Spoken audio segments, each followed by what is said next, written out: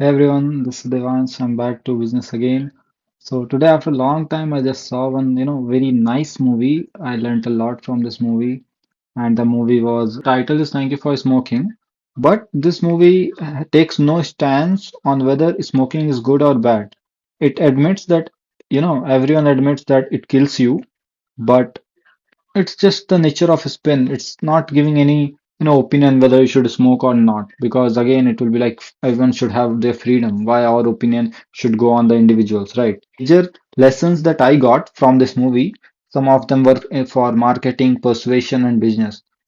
So yeah, in the famous, when he was conversating with his son, that was Joey. So Nick was explaining to his son that, when you are in a debate, you don't need to, defeat anyone. You just have to win the mind or the hearts of the Janata, that is public. तुमको अपने opposition को हराना नहीं है. तुमको बस जो दर्शक हैं, जो मेजोरिटी है, तुमको बस मेजोरिटी को अपनी तरफ कर ले. If you argue correctly, you are never wrong. Nick teaches that truth is malleable depending on how you frame it. He uses a circular logic to deflect attacks. Uh, so the the essence of reframing. If the conversation is about cigarettes kill people, Nick loses. So तो Nick इस बात को change कर देता था. Nick cigarettes kill people की जगह कर देता था freedom of choice.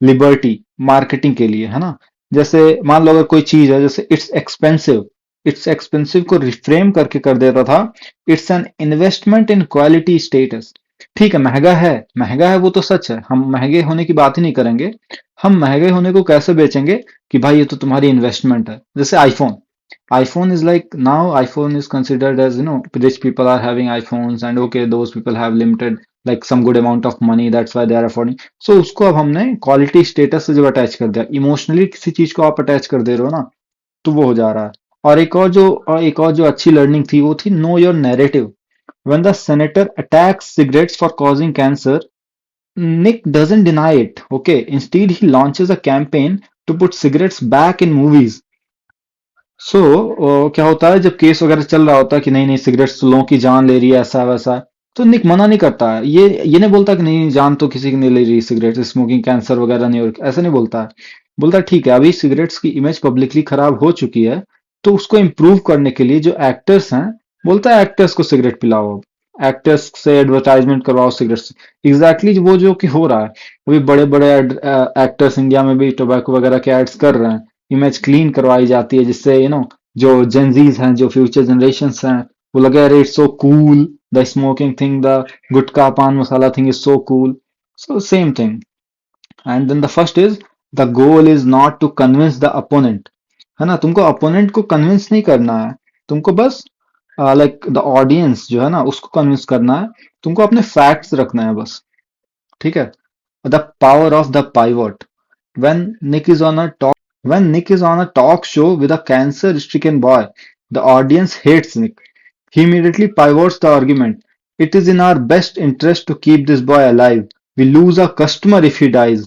The anti-smoking people want him to die, so they get more funding.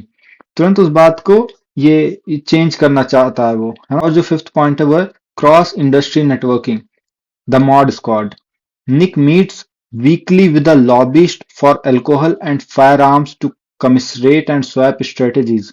The lesson: build a network outside your immediate bubble. Sometimes the best solutions for an industry comes from seeking how your industry or how other industries are handling the crisis.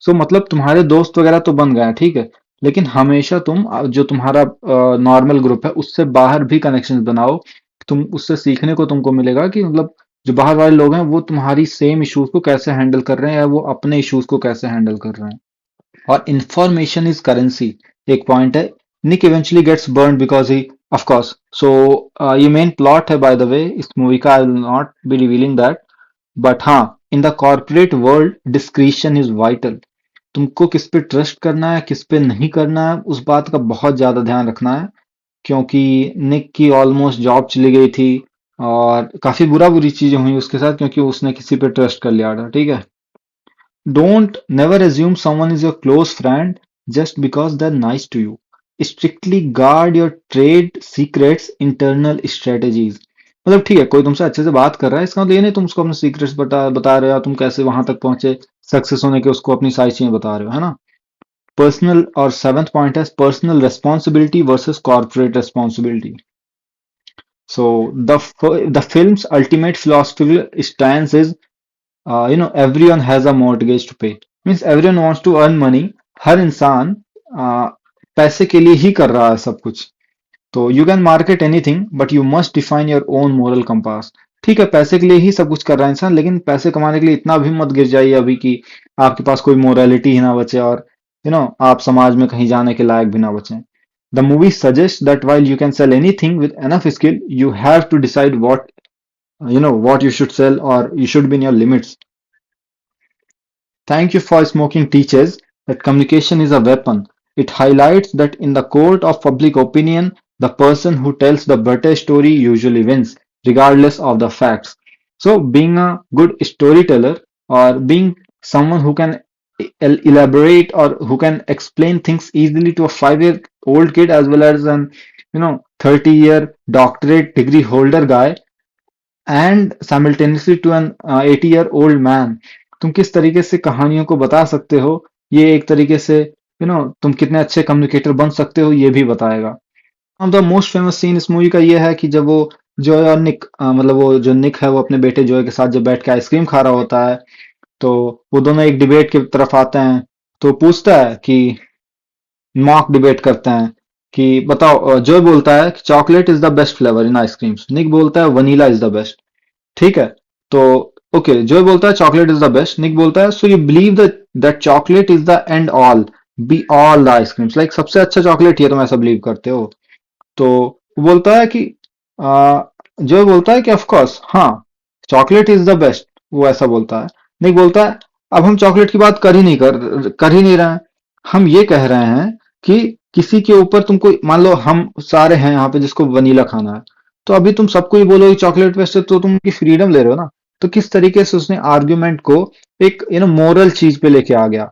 Nick stops arguing about the flavour, and starts arguing about liberty, value. Who can win against liberty? No, right? So जब भी तुम argument कर रहे हो, या जब भी तुम ऐसी बातें कर रहे हो कि तुमको लगे तुम फंस रहे हो अभी, तो तुमको ऐसी चीजों पे उस आर्ग्यूमेंट को लाना चाहिए जिसपे मोरली कोई तुमसे जीत ना सके. जैसे वो जब जान गया कि वो चॉकलेट और वनीला और चॉकलेट में नहीं जीत पाएगा, तो वो मोरल्स लेके आया कि अगर तुम कह रहे हो कि चॉकलेट सबसे अच्छा है, तो उन लोगों का क्या जिनको चॉकलेट नहीं पसंद है ना, वो लोग क्या खाएंगे. तो टेक्निकली तो तुम उनकी फ्रीडम दबा रहे हो ना. तो अब ये मोरल इशू आ गया यहाँ पे. तो ये है. हम्म. यू, या जो बोलता है अंत में, आफ्टर ऑल द डिबेट, उसका बेटा बोलता है उससे, you didn't prove that vanilla was the best, तुमने अभी तक ये साबित थोड़ी किया कि वनीला बेस्ट था. निक बोलता है I don't have to, I prove that you are wrong, and if you are wrong I am right. है ना, हमको ये प्रूव थोड़ी करना है कि तुम सही थे, या तुम्हारा जो फ्लेवर आइसक्रीम का है वो बेस्ट है. हमको बस ये, या ये सिंपल वर्ड्स, हमको ये थोड़ी प्रूव करना है कि तुम सही हो. हमको बस ये प्रूव करना है कि तुम गलत हो. अगर तुम गलत हो तो डिबेट में हम ऑलरेडी सही है और हम जीत चुके हैं. तो यहाँ पे तुम जब डिबेट कर रहे होगे, तो तुमको खुद को सही प्रूव नहीं करना है, तुमको बस ऑडियंस को अपीज करना है, और तुमको अपोनेंट को गलत साबित करना है. अपोनेंट गलत साबित हुआ मतलब तुम इवेंचुअली सही हो. और अगर जनता खुश है, तो तुम मैटर नहीं करता कि तुम्हारे अपोनेंट क्या सोच रहा है तुम्हारे बारे में. Never play by the opponent's rules, और the straw man fallacy, attack the absolute, never play by the opponent's rule. काफी ज्यादा यहाँ पे सीखने के लिए चीजें हैं यहाँ पे. हाँ जी. Fine, fair enough. Okay, I think ये जो मूवी थी काफी बढ़िया मूवी थी, काफी कुछ सीखने को मिला हमको. और इस पे एक एक तो पोस्ट है, एक तो आर्टिकल लिखूंगा ही मैं कहीं पे. चलिए ठीक है, मिलते हैं फिर नेक्स्ट, कुछ अच्छा देखेंगे तो एक्सप्लेन करेंगे. Okay, bye bye.